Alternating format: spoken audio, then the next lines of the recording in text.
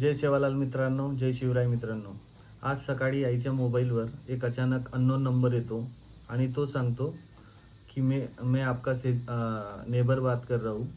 आमच्या शेजारी एक राजस्थानचे लोक राहायचे, स्टाईलवाले.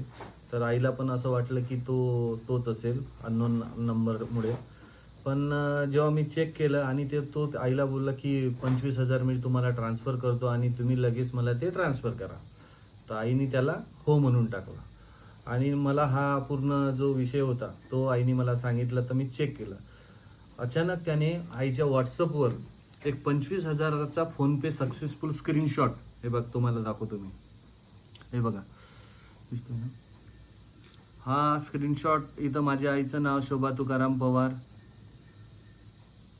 असं आलेलं आहे. नंतर खाली बघा तुम्ही, इथे ट्रान्झॅक्शन आय डी पण दिलेला आहे. हे मला तर म्हणजे समजलंच नाही की हे खोटं आहे का काय. पण ट्रान्झॅक्शन आय डी असल्यामुळे मला वाटलं की बाबा सक्सेसफुल झालेलं पण आहे आणि ट्रान्झॅक्शन पण आय डी दिसत आहे, तर सक्सेसफुल झालं असेल असं मी कन्सिडर केलं.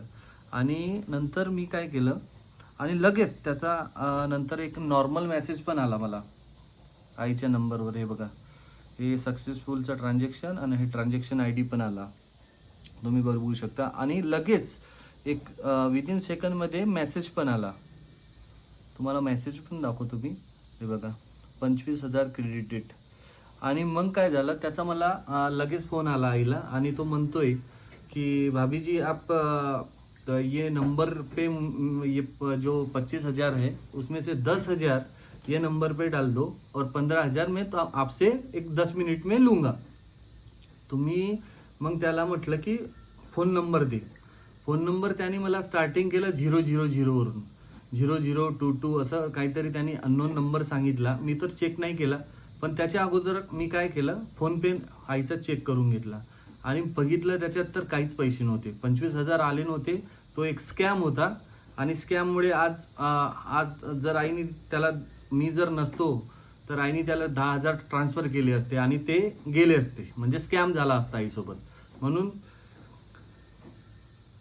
म्हणून घरी लेडीजना किंवा आपल्या आईला, वाईफला जे म्हणजे घरी राहतात त्यांना अशा अननोन कॉलवरून जर कॉल आला आणि त्यांनी सांगितलं की 10,000 15,000 मी पाठवलेले आहे, स्क्रीनशॉट. आता स्क्रीनशॉटमुळे तर आपल्याला 100% गॅरंटी, मला तरी गॅरंटी झाली होती की 25,000 आलेले आहे, कारण की ट्रान्झॅक्शन आय डी सक्सेसफुल चा स्नॅपशॉट त्यांनी पाठवला होता. त्यामुळे मला एकदम गॅरंटी होती की पैसे आले. पण मी जेव्हा चेक केलं त्यांना सेंड करायचे अगोदर, तर त्याच्यात फोनपेमध्ये काहीच पैसे नव्हते, जे आमचे होते तेवढेच होते.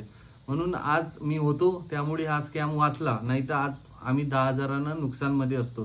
तर एवढंच अवेअरनेस देऊ शकतो की घरी कोणाला बी, आपल्या वाईफला, ताईला, बहिणीला, आईला, कोणाला पण कॉल आला तर त्यांना सांगा की फोनपेवर कोणी रिक्वेस्ट केली तर त्याला एंटरटेन करू नका, डायरेक्ट स्किप करून टाका. जिथपर्यंत आपण आपल्या हस्बंडला, भाऊला किंवा बाबाला सांगत नाही तिथपर्यंत काहीच नाही करायचा. तो फोन इग्नोर करायचा, तो व्हॉट्सअप मेसेज इग्नोर करायचा, तो टेक्स्ट मेसेज पण इग्नोर करायचा. असेच. थँक्यू.